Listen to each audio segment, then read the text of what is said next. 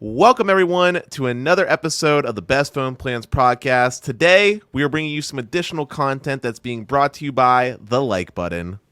Kidding. But today, we are going to be talking about the Open Signal Mobile Network Experience Report. Before we get into it, though, Stetson, who do you think was the big winner for January of 2022? Well, Dennis, we were looking at Ookla's report for our previous episode, and they ranked T-Mobile highly. It won across most, if not all, of their categories. So based on the amount of data Ookla collects and the similarities between Ookla and OpenSignal, I would just guess that T-Mobile was probably the winner here, but I wouldn't be surprised to see some other carriers as well. So, understood. Well, with that being said, let's get right into it. Let's start by looking at the overall overview of the report. If you could just scroll down slightly. So this is July 2021. I just wanted to compare. So this is 2021 July, and this is January 2022. I thought it'd be fun to compare. Sorry. You can see the Statue of Liberty is the July one, and Mount Rushmore is the January 2022 one. Is there a place you want to start? Like, do you want to do a quick review of 2021, or do you want to dive right into 2022 and then maybe see how what changed? I want to dive straight into 2022, and then we can look back at 2021 to see the performance difference. Sure, that sounds great. I guess where do you want to start with this? So yeah, if you could just scroll down just a little bit where it shows the actual overview of the report. Yeah, this thing right here. Perfect. Wow. So this was a big report for T-Mobile. They basically came away. You don't say. They basically came away with all of the categories, with the exception of 4G coverage experience and game experience being like a joint win. We'll obviously get more into that later on in the episode here. But Stetson, did you find these results to be surprising? I think honestly, Dennis, what I'm most surprised by is 4G coverage experience. I believe that's typically gone to AT&T, and the reason for that is because of AT&T's pretty ubiquitous 4G coverage and the fact that it's pretty consistent. Like, that's what AT&T is known for. It's there and it's consistent. Verizon, I feel like, has been congested on their 4G network, and the consistency was probably not there as much. So I'm a little surprised they have that locked in as a solid winner. And I'm also very surprised. Can we take a look at this? 4G availability. T-Mobile? Really? They had one of the weakest 4G networks, if my memory serves me correctly, in terms of its availability. If this said 5G, sure, I'd believe it. But 4G availability going to T-Mobile is definitely a surprise to me. Again, I probably would have put that with AT&T or Verizon. And I'm not too surprised by the rest. Upload speed, fine. I'm not following that as much. Download speed, I think it makes sense. T-Mobile had their ultra capacity go live, and I think that really gave them a boost for this report in particular. Voice app, I think that could go to any of them. I don't even know how you evaluate that. And games, honestly, from what I've seen, I think Verizon or AT&T probably should have gotten that one, just with their pretty consistent lower ping times, I think, from what I've seen. T-Mobile, definitely from our testing here in Colorado at least, seem to have the most variability in that. So that's what I'm thinking right now. What was your reaction when you first saw this? Well, first, I just want to say I always love hearing your thoughts on it because it was definitely a different take from myself. Yeah.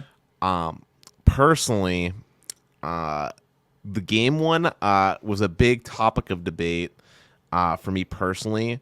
Yeah. I am bringing in a spicy take here when I say that I don't think there's a singular cellular network in the U.S. that's actually good for gaming. I think they're all equally terrible for that aspect. Okay. I don't know how they did the game testing. They don't really get too much into it, so I'd be curious to find out. Should we check the maybe metric definitions? Games. So they're measuring how a mobile user's experience real-time multiplayer mobile gaming on an operator's network, measured on a scale of 0 to 100. It analyzes how the multiplayer mobile games experience is affected by mobile network conditions, including latency, packet loss, and jitter, to determine the impact on gameplay and the overall multiplayer games experience. And then they say the same thing. It's 0 to 100. So we Right. could learn more if you want, but I'm glad that you brought that. That's the one I meant, but I don't really understand by how they tested. Let me explain a little bit. So to test online gaming, right, there's a lot of factors that are going to be outside of the mobile network's control when testing the online gaming experience. yeah. Remember how I've always used the analogy that your network performance is only going to be as good as the weakest link? That's really important to understand, because how do you determine, like, when you do, I'm just going to use an example real quick. When you go find and play a game of Call of Duty, okay? Yeah. The matchmaking is going to be looking at a variety of things. It's going to look at your skill level. It's going to look at nearest server. It's going to look at a lot of different aspects, and each and every single match is going to be a different experience from the next, even if you're using something as good as like next late fiber, because you might be such a high skilled player that the pool of players that you can match with might not necessarily provide the best connection. So that would skew my testing results based off next like fiber. Whereas if I was somewhere in the average as far as the player base, where there's more people that I can connect to, and maybe I live in an area where there's more servers around me, my ping and jitter or something like that might be better on next late in that example. So there's like a lot of factors that I don't understand how they would be able to take into account for control purposes. And Yeah, also, I mean, it kind of looks like they were just ranking. They had people play the game, and they're saying nearly all respondents felt like they had control over the game, and they received immediate feedback on their actions, and that's going to be 85 or above. And then when they go down, is generally controllable, and the users receives immediate feedback. Experience average, most cases it's responsive, and they had control over the game, but some players reported they noticed a delay. So it really seems like they're measuring latency in effect and how responsive the game feels, but it also sounds like it's kind of subjective. And what you're describing is there are a lot of factors that go into creating that experience as a whole. right. And that's my problem with that test. Notice how it felt. Well, that's not empirical data. Like, for me, good testing requires empirical data that can be repeated and controlled to actually have a grand scheme of things. Because Stetson, my tolerance for a gaming experience is probably a lot higher than your tolerance, because I game on a high refresh rate monitor with a quality PC, right? Yeah. So the last game I played was Just Dance on the Wii. So like for you, and it also, the game that's being tested also matters. I mean, if we're playing Clash Royale, okay, which is like a turn-based card game, then latency doesn't really matter. It's turn-based, right? Yeah. So of course it feels great. Whereas if we played, for example, if we did a test by doing like a hotspot to a Nintendo Switch when we're playing some Mario Kart, that might be a little bit different. So I took some problems with the way they did that game experience test. To me, those results don't even matter. Like, even though AT&T got a win here, I don't give AT&T a pass. I don't think there's a single network that's good in the US. I have an opposite take than you, Dennis, and I respect your take, and I love how rigorous you are on the standards you want for your mobile gaming experience. For my games experience, I would ask, can I play an online multiplayer game and have fun? And for me, I think all the networks, I think it's fine. Like, you can game and have a fun experience on all of them. So in Stetson's book, they would all be winners here. But I guess the important thing here to also bring up here is we have to think about the mindset for a second. Yeah. So we talked about in the previous recording about fixed wireless, right? Well, fixed wireless across the board is going to be a bad experience for gaming, because if you're on fixed wireless, you're probably gaming on an actual PC. Whereas gaming on a phone, totally different tolerances, right? I don't need crazy impressive internet to play Candy Crush on my phone, right? So I guess there's some very big, like, up in the air things. I'm just saying I took personal you wish it was done differently, maybe measured in a different way than it really did sound like OpenSignal was just, hey everybody, we're all playing Call of Duty today. How does it feel? Dan, any comments here? Oh yeah, it feels pretty good. Yeah, I'm having a bad game, so it's not very responsive. Oh, Dan noticed it's not responsive. AT&T? Nope, Verizon. All right, Verizon, negative puntos. So anyway, moving on from that, we kind of got in the weeds on that. That's okay. I was a little bit surprised by the voice app experience. I feel like I actually hear more people complain about T-Mobile than any of the other networks, with dropped calls, the handoffs, and the just a calling experience. But. So I know they use VoIP. Like, I know they weren't doing traditional calls. They were using things like Facebook Messenger and stuff like that. But I still found it slightly surprising, nonetheless. So I was a little bit surprised by that. I thought that everyone would have got like a joint win on that, considering it's such a simple thing to do. Download experience didn't really surprise me that much, based off of the fact that T-Mobile, it's just speed. It looks like, has such good ultra capacity coverage compared to the others. Upload speed was surprising though for me, considering that all of the carriers are still using LTE for their uplink, and that in my testing, traditionally speaking, Verizon's tends to have the better uplink in my testing. I would have expected AT&T or Verizon to take this win. Yeah. For 4G availability, I'm just curious now. Well, that one doesn't surprise me as much, because it's not a measure of, it's not about square footage. It's about, do you have LTE on your phone? So if there's no service, it doesn't really count against you. Oh, you know what, Dennis? It says it measures the average proportion of time OpenSignal users spend with a 4G or better connection. So it sounds like they're just bundling 4G and 5G all into one, which explains my reaction to it. We're like, if this included 5G, sure. Right. That's probably my guess. And the important part here, though, Stetson, is that no service actually doesn't count. Is actually in your favor. Whereas if you get like a bar of HSPA plus, that hurts you. And since there's still parts of the network where like AT&T only has 3G available. Yeah, no, this totally makes sense. Then, like, if you're on T-Mobile, you're basically only on 4G or 5G. Like, there are very few times that you're on HSPA plus. If you're not on 4G and you're not on 5G, you're probably on Edge. Yeah. There's no 3G really on T-Mobile. I'm on Edge. Sorry. No, like you know what I mean. 3G. Yeah, I know exactly. It's a joke. Yeah. And then 4G coverage experience. Yeah, this is receives 4G signal. All right. So I guess diving in, it kind of makes sense. Should we see how these changed from July 2021? Absolutely. I'm curious to see this. So this is the report before, and wow, you can see very spread out. Did they not measure video experience in the new one? They do not. Huh. That's weird. Did Verizon just like pay them a bunch of money or something? Like, that's super weird, Dennis. That's almost more important than games experience, I think. Oh, 100%. So anyway, looks like, AT&T won games and download speed, which is what we would expect. It looks like T-Mobile took download speed away from AT&T. They were still using upload speed experience, fine. 4G availability, fine. We understood that. Coverage experience, Verizon, that's kind of what I expect. Video experience, Verizon. I think that's wrong. I disagree with that. I 100% disagree with that as well. I think that T-Mobile and AT&T should be tied on the video experience. Yeah, I agree. But yeah, I mean, overall, I guess it does make sense. Like, T-Mobile built a strong network, and for the way that OpenSignal is testing it and evaluating it, like, T-Mobile is exceeding or excelling in those tests. Define strong network, Stetson. They built a strong network for doing well in these particular tests. Okay. I that's better. That's a little bit better. So, but I thought there were actually some really interesting stats before, like in this key findings. AT&T shares game experience with T-Mobile. We'll skip that. T-Mobile exceeds 10 megabits per second in the upload speed experience.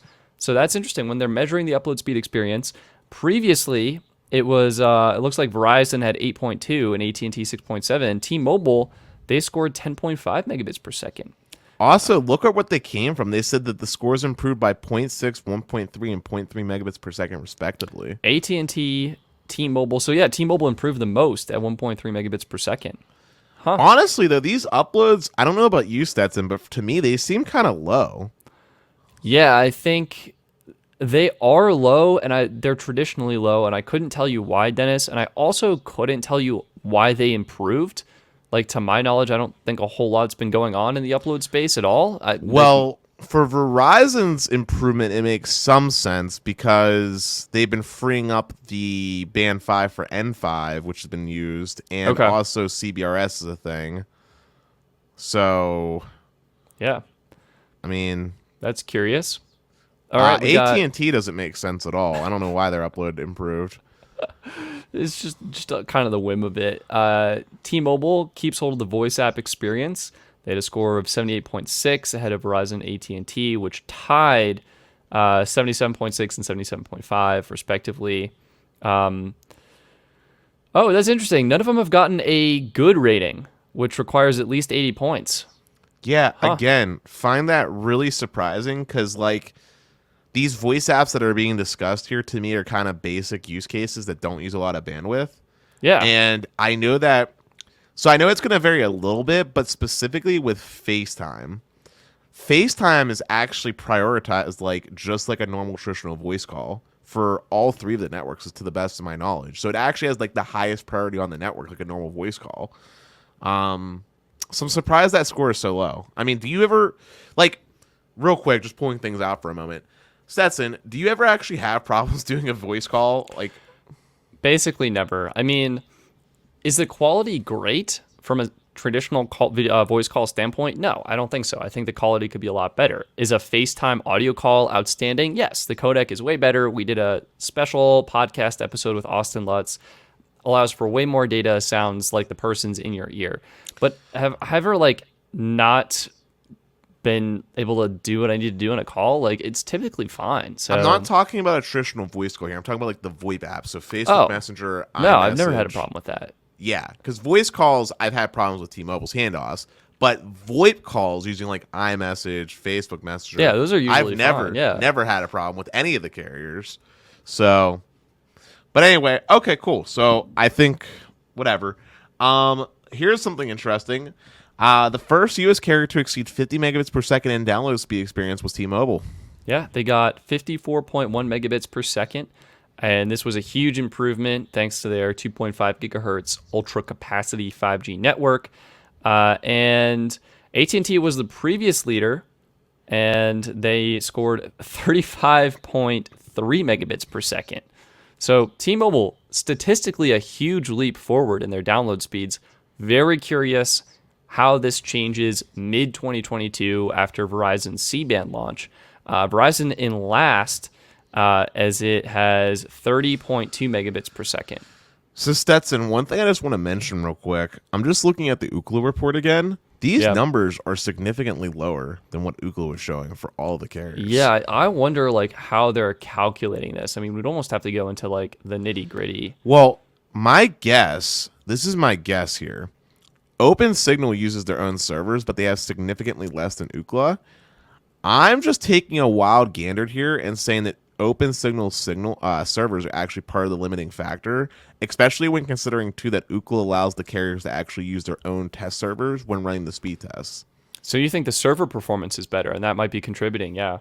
I could easily see that. I mean, I've been having problems not with OpenSignal, but with RootMetrics, actually. The app has just been dishing out horrible results, and speed test is incredible. So yeah, it definitely does sound like to me that for the download speed experience, it says download speed experience represents the typical everyday speeds a user experiences across an operator's mobile data networks. In addition to the download speed experience, we report on 5 supporting metrics related to download speeds. So it almost sounds like they're kind of aggregating these results, which could be why they're so much slower as well. It looks like they're doing 3G download, 4G download, 5G download. Wait, they're including 3G download in that? Makes no sense. Yeah, it says typical everyday experiences on. Yeah, I know, but like, why would you include 3G in a that makes no sense at all? Like, I'm not sure, but yeah, because 3G is basically shut down. Yeah, at this point. Look, it factors in 3G, 4G, and 5G speeds along with the availability of each technology. Well, no wonder why the speeds are so slow in comparison then, because 3G caps out, like, at best, 2 meg? Like, tops, yeah. No wonder. Huh. Oh, my. Yeah. Huh. All right, moving on. Verizon kept ahead in the 4G coverage experience. Yeah, that's typical. Let's actually AT&T is actually only 0.1 points behind Verizon. They're really close. Yeah. Latency, reach, 4G coverage. Location where relative locations visited by users of all network operators. So it sounds like it's like, do you go somewhere and do you have it? So I guess I guess there are spots people go where maybe they're on 3G on Verizon and AT&T, and T-Mobile has LTE there. I'm not 100% sure on that, but yeah, makes sense. Yeah, but They're both- AT&T is like basically tied. I mean, a yeah, 0.1 they're difference. all really. So look, we can see the full breakdown. I mean, I'm curious, Dennis, what do you think the difference is? That's the question. They gave the awards to T-Mobile, but is there like a 0.2 difference, 0.1 difference? It says 0.1. So this is 0.1one for gaming. It was Yeah. a tie. Great. Statistical tie. Verizon, not far off. Like, very, very close. Stetson, I just want to mention before you just start clickety-clacketing away, if you actually just scroll down, you could also just actually look at the more in-depth version. Okay. Voice app experience. Again, extremely close. They're within 1 point of each other. On a 0 to 100 point scale. That's 100%. That's 1%. If you look even closer, they have a little breakdown for the 5G portion of it too, and the difference is like zero or 0.010 if you look. Wait, where are you seeing that? 5. Is it down? You No. just passed it. In the Voice little app. box that says voice additional metrics, voice app experience 5G users, and there's a little thing in parentheses that talk about like 0.10. It's right in the box. You're highlighting. Yeah, there you go. Oh, Hey. I totally missed that. Wow. Yeah, they're so close. 78.1, 78.9, 79.4. Like, they're neck and neck. They're neck and neck. T-Mobile, it's like, if they tested in different locations, I'm not 100% sure, where these are taking place. I could easily see they switch a couple of tests to a different location, all of a sudden, like, it changes. Also, Stetson, looking at the download experience, we can Yeah. see the actual 5G report specifically. Oh, yeah, that's way better. This makes so much sense when you look at it. It makes so much sense to you because to me that the fact that the fact that AT&T and Verizon are so low, specifically Verizon. No, 'cause this we're- is it's basically their low band 5G. Like, I bet they probably don't even have an ultra wideband, like a millimeter wave site included in this. Like, or and that's my guess. T-Mobile, I think T-Mobile should be higher. Like 110 is good, but I think they should be higher on 5G. I think T-Mobile would probably be sitting more around like 180. Yeah, I feel like AT&T because their 5G doesn't perform that much worse than their LTE, so they're I would say AT&T should probably be around at least 70. yeah, they and probably then- should be higher from what you were seeing. I And- mean, this is like, is something happening with carrier aggregation? That's the only thing I can think of. Like, they can carrier ag more on LTE versus 5G. No, because like, dude, my 5G performance is either as good as LTE or like, I mean, there's basically no difference. Like, there might be like a 20 megabit per second difference on the download, but then there's also like a 20 megabit per second difference on the upload. Like, it's tomato. But Verizon really blows me away because like I really, really feel like that millimeter wave should be making a bigger difference because they're looking at just 5G. And Yeah, I don't know, Dennis. Like, it's probably based on locations. Like, 4.8 gigabits per second over millimeter wave, Stetson. 4.8 gigabits. yeah, but if you're testing 50 locations and you get millimeter wave at one of them, like, how much is that really gonna pull your score up? True, but it's just about the speed. But anyway, scrolling down, upload. They have the same breakdown where 5G definitely helps T-Mobile on the upload. Definitely same helps. thing with AT&T. You see the upload. AT&T improves. and Verizon, yeah, they improve on both. 4G availability is really close. They gave T-Mobile the win, but they're literally 0.1 difference. I bet, again, this could be a location. And, like, with the confidence intervals, look, the confidence intervals, they basically overlap. It's like the tiny little blue parts at the top, I think. Yeah, 4G coverage experience, again, AT&T and Verizon, like, not neck even and neck. close with T-Mobile. They're a good bit behind. Yeah, that's so funny. Like, coverage experience isn't there, but 4G availability is there. So, like, you're connected to 4G, but the experience might not always be great. That's what you were saying, I think, with like the density of the network really factoring into that. Like, T-Mobile just doesn't have that density. But scrolling down, I think it's interesting to see what they dictated whoa. was the regional winners by state. Yeah. And they gave T-Mobile the win in every single category for the state of Pennsylvania. Wait, Every single category, T-Mobile apparently won. Yeah, apparently they crushed it, Dennis. Dude, now it makes sense. Now I know why you're a Magenta Max customer. Oh, obviously. I should just cancel AT&T right now. What am I thinking? But this is just crazy to me. This is absolutely crazy to me that they can somehow win the 4G availability in Pennsylvania because T-Mobile still roams on AT&T in Pennsylvania. If you go to central parts of PA, they still roam on AT&T, and it's like the old school 2G roaming in some parts. Yeah. I'd be curious, Dennis, honestly, if you were to pick 10 locations that you, Dennis, visit on a more frequent basis, 10 just because it's a nice number, it could be like 5 or something, and then run side-by-side speed tests, I'd be curious what the results would be. And instead of looking at how close they are, I just want winners, and I'd be curious what the results would be for that. Well, I can already tell you, I just thought of 10 is a lot of places for me to come up with, but I think I visit 2. Let's just do 5 to keep it simple, okay? Yeah. House, AT&T wins all day because the site that covers don't do house. Do out and about. House, you're on Wi-Fi. No, house, AT&T wins all day because the site that's close to me is upgrade all the way. The Sheetz gas station, which is not that far away, T-Mobile would win because they upgraded the site that's near the gas station, which is also in that area where they actually have a decent network and for some reason adding even more sites, and it makes me mad. Gas stations need coverage, Dennis. No, that's not what makes me mad. The part that makes me mad is they pulled 3 sites that were by my house, and now they're upgrading more sites in an area that was already good. But anyway, gas station Sheetz, they win. Market District, Giant Eagle, is also somewhat in that same vicinity, and it depends if we're talking about outside or inside, because if we're talking outside, T-Mobile wins, inside AT&T wins, because N41 doesn't go inside the building. Interesting. My house out in the middle of Pennsatucky that my parents grew up at. That's gonna be Verizon now.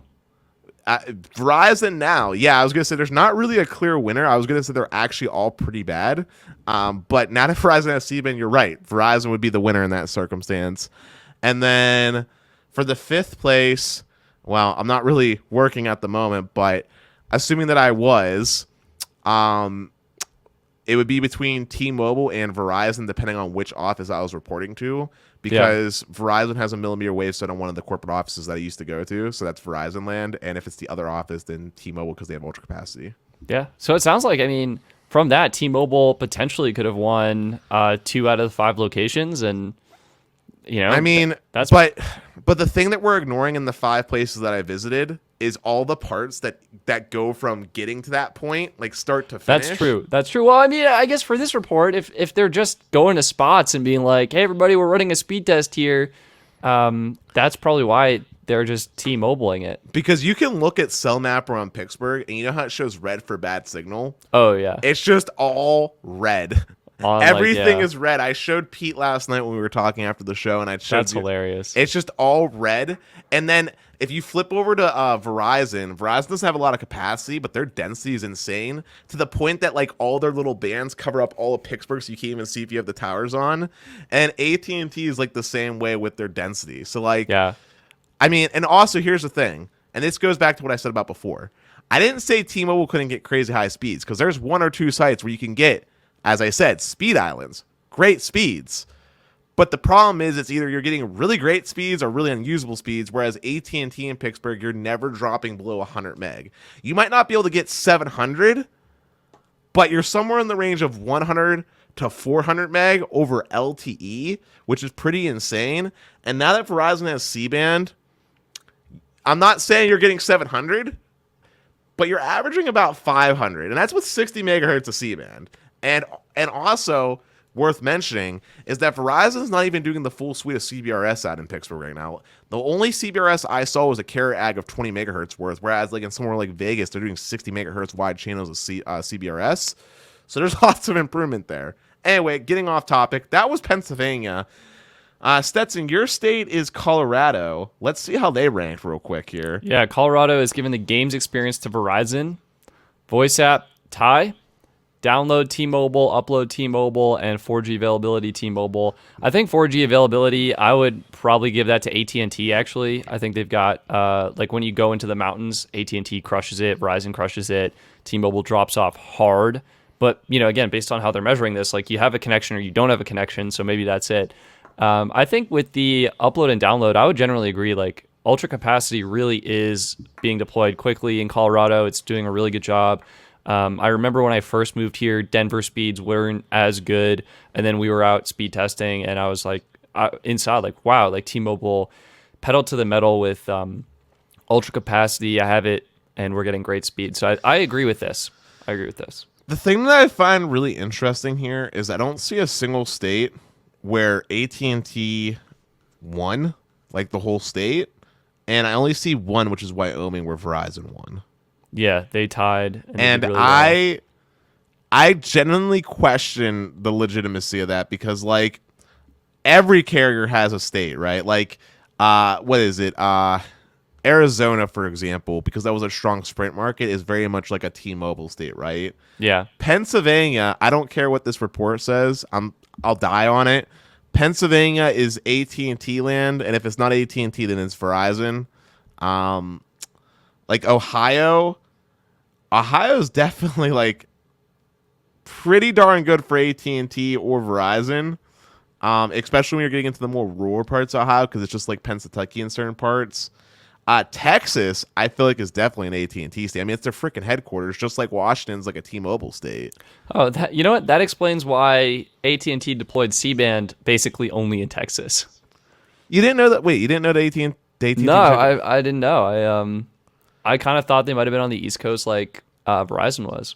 Oh boy, if they were on the East Coast, I wouldn't have to deal with Fios. I'd be so happy. No, I'm sorry for throwing in jabs. Anyway, I don't know. Overall, before we go on and look at the past, because we kind of skipped over the past, I just want to ask, based off the grilling that I've given, do you feel like this report was really good? Do you feel like maybe look, from the community, how many people are using OpenSignal speed test app? How many people are using Ookla speed test app? Many more people that I'm aware of are using Ookla speed test app. I think they likely have better data. And from the sounds of it, I think I prefer their methodology so far. Still, I think this is helpful to take into perspective. And there you go. On a side note, who's using OpenSignal? I have OpenSignal on my Dennis, phone. when was the last time you opened that app? Are you kidding me? I open it all the time, and I have it on constantly running in the background because I'm trying to give as much data as I can to all of the carriers. Reason why I have OpenSignal is because they have this feature. You see this little feature here? Yeah. It doesn't work real well, but I'm trying to make it better. I personally use CellMapper the most. I'm a big fan of CellMapper. Really? I appreciate what CellMapper's doing, and I'm actually on their paid tier supporting them. Same. I don't like their interface at all. Like I dislike their it's not helpful. My understanding is they're just collecting RSRP values, and it's like that's great, but I want more data. Like, I'm sorry, a tiny little green dot is just not as helpful to me as like what I think RootMetrics has the best map by far. RootMetrics does have the best map by far. I'm not arguing with that. But the reason why I like to use CellMapper, because I also have the paid tier, is for 3 reasons. One is Stetson. It's not just collecting RSRP values. It's actually collecting band frequency information as well for the cell sites. Oh. Which is something that RootMetrics does not do. 2, and this is one of my bigger reasons that I love it, is that I can literally just flip it on and it'll do what it needs to do 24/7 around the clock collecting data and then just upload the points. Which is very convenient versus doing something like RootMetrics where I literally have to be running active speed tests. I wish it was different. And it makes the phone super hot. So if I'm not actively running like speed test, then it sucks, right? Yeah. And then 3, I really like how CellMapper actually kind of gamifies things as well. I know with the points. I know. Dude, we talked about this. Yeah, it was like, look, Ookla, if you're listening, you could 100x your speed test app and just dominate the competition like it would be no joke. I mean, it feels good seeing my little username just being the top 1% per contributor in Pittsburgh. Yeah, with and plus because I'm a premium user, I have the little star by it too. Oh, yeah. I know it is nice. I just feel like the information, the data I get from RootMetrics is more useful to me personally. Like, I care about speeds because I'm testing, and the tower location is awesome. But yeah, I think as a tester, I feel like tower location is more important than just knowing the speeds, because here's the thing. Well, it's like, where's the tower? What is the tower? And it's like, what are more people going to use? They want to see coverage, and they want to see what kind of speeds they're getting, right? And that's Yeah, but if we're talking about coverage, then Cell Mapper is a lot more accurate because Root Metrics does those big, beautiful hexagons, which I love because it makes it easy to click on and see. But it doesn't really tell you like that if you go to this little part of this highway, it's a big dead zone, for example, for T-Mobile, right? Like, so I mean, yeah, I guess, yeah. it's different. It's different approaches. Here's the thing I think we can agree on, okay? All coverage maps suck. I know. I want to make my own. That's how bad they are. Honestly, hold on a second. Just a quick flashback. Wasn't Cell Mapper actually made by the people at RV Center? You are thinking of something a little bit different. They made their own map called, it's just like got coverage. Oh. Or cover. I think it's just coverage ? And they're using data from Ookla. But I'm not sure how frequently it's updated. Like it's a good map, but it's not. Well, no, the reason I was bringing that up is because if you were serious about developing an app, that's actually something we could probably do. I mean, I know you're too busy and don't know how to code, and I also, despite my limited knowledge on coding, I'm gonna keep it honest. I hate coding, but I'm sure we can find people in the community that would love to work together to make an app happen. And then the real question would be, who would use it though? Yeah, I think the community. Like if we make the best app for the community, then it'll blow up. You really think it would blow up? I mean, we'd get some users. And also, here's something you're not thinking about. Yeah. How are we going to afford the servers? Oh yeah, no, there's no way. I mean, that's the problem. Like an app for almost anything else, feasible. The app for collecting and aggregating data, very challenging. Very expensive just because of the bandwidth cost and the server cost. Yeah, I know. Oh, it could be so much. Like I just want them to do it. And dude, then, you know what we need? We need that premium version of Ookla that Sasha has access to. Wind. It's called Wind. That is pro. I wonder how much a subscription is. I'll reach out. Best Phone Plans is inquiring. You can't even ask about a price. It's just for enterprises only. We're making an enterprise now, Dennis. Dude, honestly, in all sincerity, if we just conglomerated all the tech channels together, like Sneed, us, and everybody just came together, we might be able to actually do it. No. I mean, it's cool, but like that doesn't solve the problem. The core problem is like, I want a map that works and is wicked cool, and we have pieces of it, but it's all spread out, not in one centralized location. Like if we had Ookla combined with OpenSignal, combined with Cell Mapper, now we're starting to create the dream application where you've got your data points you've contributed, the speed test. You can make your own personalized map based on location you've been to. Here's the dream application. You ready? Ookla for the servers, since they have servers with not just and it themselves, works. It's fast. everybody. It's accurate. So Ookla for the servers, Cell Mapper for the actual like mapping, like process of getting the bands and the tower pinpointing and stuff like that, and then Root Metrics for its pretty UI. Basically, yeah. And then if you want a more advanced version, you could do the Cell Mapper one if you want. Like, I want to make the real application for the coverage for the map specifically is Mapbox. That's what Verizon uses for their official map. And I think if we just combine the interface of Mapbox with the data accuracy of crowdsourced data, we can make something pretty powerful. I'm looking up Mapbox. I never heard of it, but honestly, it's for making custom maps. No, I see it, but honestly, Coverage Map actually uses Google Maps, and the feature is broken right now. At least it wasn't working for me. But you're supposed to be able to actually pinpoint on a map and then hit Google and Google Maps, and it's supposed to just open up the Google Maps thing. So if you could just that would be sick. No, it's a feature that's already there. It's just broken. But doesn't surprise me. But anyway, this show has went on for a very long time. Do we want to quickly look at the end results for the other thing, or I mean, we can. I think we kind of looked at that. I mean, right. So the bottom line is like T-Mobile, from OpenSignal's perspective, they improved a lot. They went from 3 wins to now they have 4 wins and a tie, and we're missing a category, so it's not 100% fair. But they improved their network. Did T-Mobile improve their network? Yes. That's the answer. Cool. So yeah, before we wrap up the show, do you think that these results change for next quarter down at C-Bands Live? Oh, 100%. 100%. I'm so ready. You think Verizon will take the download crown for the first time in a while? Yeah. You do? Yeah. Okay. Didn't we say that? Didn't we start with that? Oh, That was the ending of the last show we did. That's why. Yeah, that was something. But anyway, everyone, if you made it this far in, thanks for watching. I hope you enjoy both this extra bit of content as well as the previous episode that we uploaded. I will tell you that the previous episode is honestly a little bit funny. We had some things go wrong, of course, because we were doing everything our show. was right. It was perfect. Well, the coverage map went down and stuff like that. Oh, maybe if yeah. we're really lucky, Stetson might make up a little bit of funny bloopers out of it. Who knows? But make sure you're smashing that like button, share the video with a friend, and please don't forget to subscribe because I see half of you guys aren't currently subbed right now. But Are you with looking that at the being channel analytics? Dennis Yes. has access to the channel analytics, you guys. Yeah, right? Why are they not subscribed? Click the subscribe button. Click. Yes. yes, mouth working. But with that being said, guys, we'll see you all next time. I'm Dennis, And I'm Stetson. and peace. Peace.